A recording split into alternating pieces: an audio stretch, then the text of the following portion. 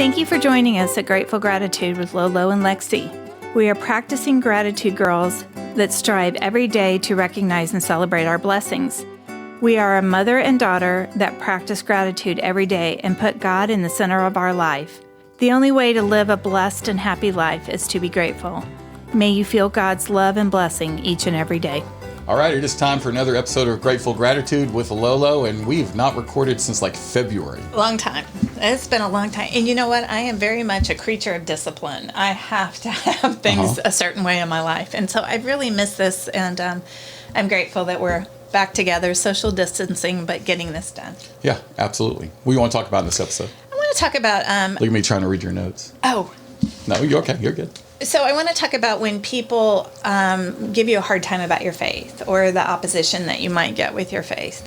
And, you know, we're in a society right now that I feel there are a lot of non-believers, or people that are maybe looking more to the law of attraction or simple ways of getting the things that they want in life, as opposed to going to God. And to so I want to talk about that, because the first thing I want to remind people is not to be surprised that people are non-believers or they are not of the faith. We personally are Christians, but there's a lot of other faiths out there.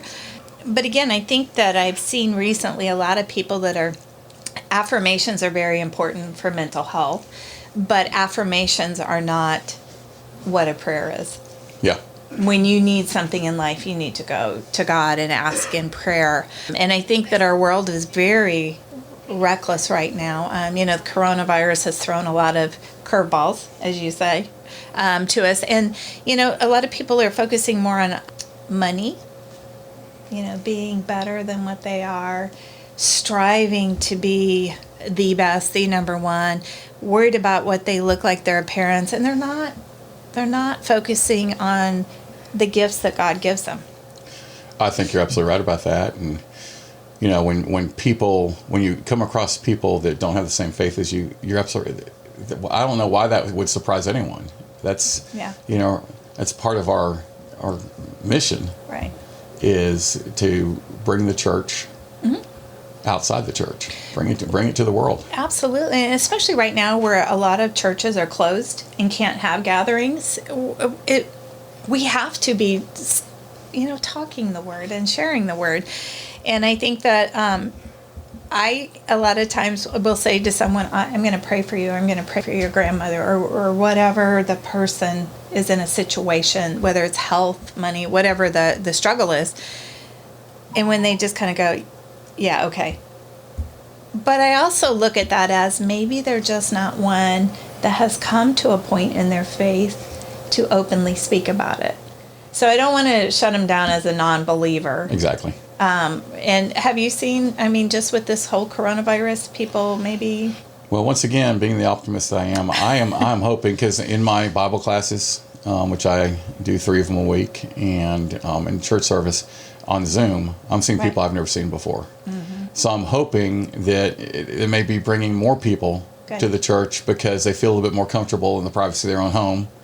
And I know that's the way I was before I started going to church. I was intimidated by a church. Sure. So I'm hoping that maybe that's happening. I know there's a lot of frustration. I know there's lots of questioning that, well, how can you people of faith, how can you believe in a God that would allow this to happen? You know, my response, I have heard that multiple times. My response is, have you read the Bible? Because throughout the Bible, there are all kinds of plagues, dark times. Look at Job, what Job went through.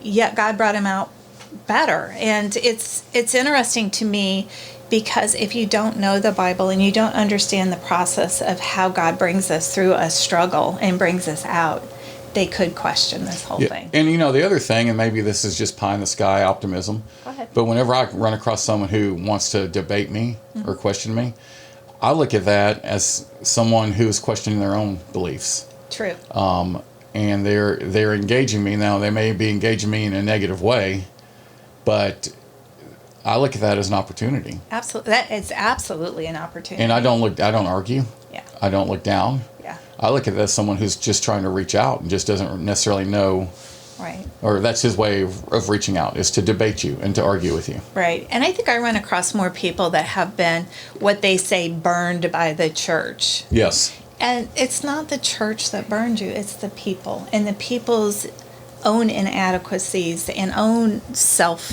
lack of self-confidence. It's not God and the building. Mm-hmm. It is the people within. Yeah, and a lot of organized religion. Yeah. People don't necessarily like that. Some. Yeah. But I do hope that, and the other thing that I hope is people, at least around me, they know my faith. Mm-hmm. And I hope they're watching me. Yeah. I know they're watching me. It's not. Yeah. I know they're watching me. I hope they're getting a positive impact by watching me not really worry that much about this, not get too worked up about it. And I do get worked up. Mm-hmm. But, I hope that as someone that, that they can look at and know, okay, Friedo's a believer. Yeah. How's he reacting? Yeah. And I hope they're getting a positive outlook on that. Yeah, I hope so too. I mean, because it is more about our actions than our words. So, but a lot of times we can internalize that people are attacking us about our faith, and we internalize that, like, why are they doing that? Why is this person, want to be so mean to me? But yet we should turn and just be confident and know that we have been taught that there are going to be people and we are going to have enemies, and it's our place to love them and accept them and let them struggle in their own place. Yeah, if and when that happens, that's just proof that what I read in the Bible is correct. Mm-hmm. That, hey, you're going to be questioned. It's not going to be an easy path. Never. In a lot of ways, but in a lot of ways, it's the easiest path ever.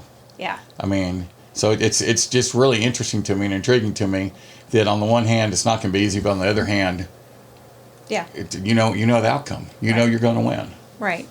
And I think, too, you take those people and you let them journey however they need to journey. All we can do is plant a seed that maybe will grow later. So I do that. And I think sometimes, too, it's our nature and conditioning to argue. We're right, you're wrong. And that doesn't do anybody any good. Not at all. We need to be silent and listen to what they're saying. A lot of times, and we've talked about this multiple times, people are spewing on you something that doesn't even have to do with you. Yeah. It's an effect of something that has happened earlier in the day. So we can't take it personally, and we just have to kind of be silent and let them say what they need to say. And just know that they're a child of God no matter where they are in their walk, or if they ever come to accept Jesus, that's their own doing. Mm-hmm. We can't control that. I was just going to say, too, remember, others are suffering in things that we don't know about.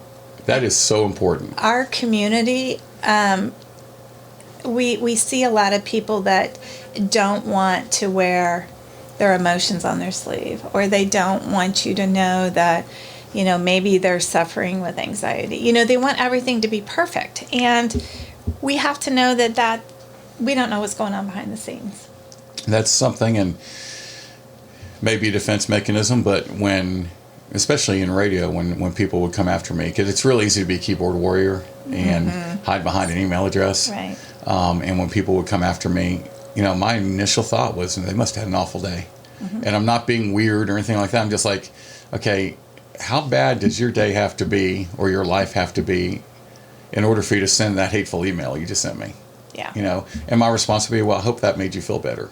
And it sounds passive aggressive, but I honestly wasn't. I mean, like, look, if your day was that bad that you had to try and improve it by sending me that hateful email, I hope it worked. Yeah. So you never know what other people are going through, even if they're your best friend, but especially if they're strangers or people that you're just acquaintances with. You don't know if they've had a bad day, if something awful just happened and they're taking it out on you. And all you can do is just react the way you react, and just keep your mind and keep your eye on the prize.